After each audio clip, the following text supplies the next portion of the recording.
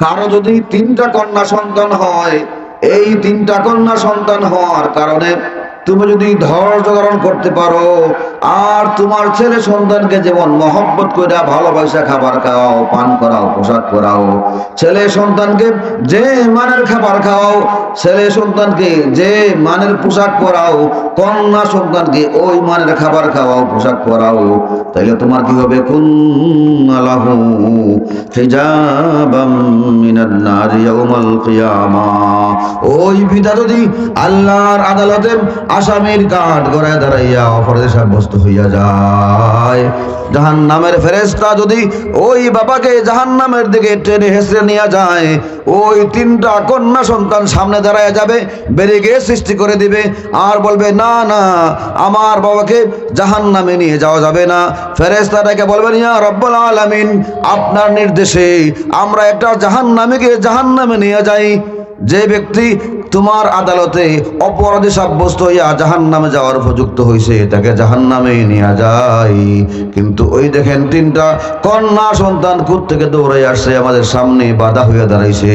আল্লাহ বলে দিবেন, হে আমার ফেরেশতারা, যাও যাও, বাধা হইয়া যারা দাঁড়াইছে ওদেরকে আটকানো যাবে না, কারণ আমার মহব্বতের নবী, বিশ্ব নবী মুহাম্মদ রাসূলুল্লাহ সাল্লাল্লাহু আলাইহি সাল্লাম ওই তিনটা কন্যা সন্তানকে এই ফ্যাসিলিটি দিয়ে আসছেন। তিনি বলেছেন, মান কানা লাহু সালাসু বানাতিন ফাসাবারা আলাইহিন্না,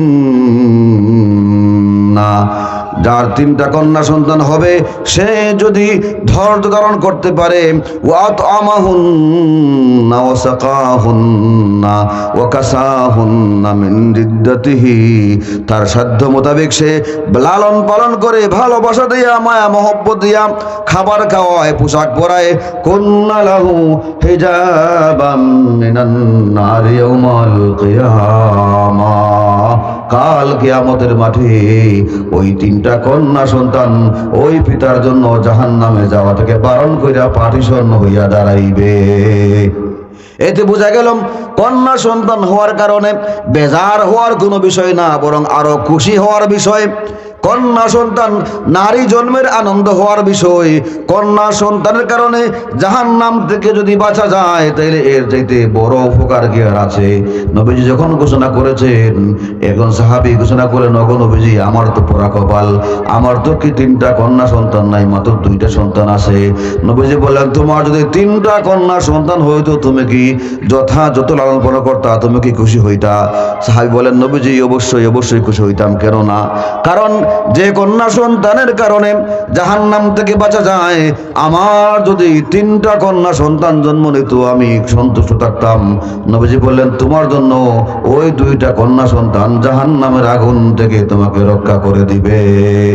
আরেকজন দাঁড়ায় বললেন, ওগো নবীজি, আমার পুরা কপাল, আমার তো দুইটা কন্যা সন্তানও নাই, আমার মাত্র একটা কন্যা সন্তান, আমার একটা সন্তান আমাকে জাহান্নামের আগুন থেকে বাঁচাইতে পারবে নি। নবীজি বললেন, তুমি কি তিনটা কন্যা সন্তান জন্ম নিলেন সন্তুষ্ট থাকতাম, যথাযথ লালন পালন করতা, মায়া মহব্বত দিয়া, ভালোবাসা দিয়া, স্নেহ মমতা দিয়া লালন পালন করতা?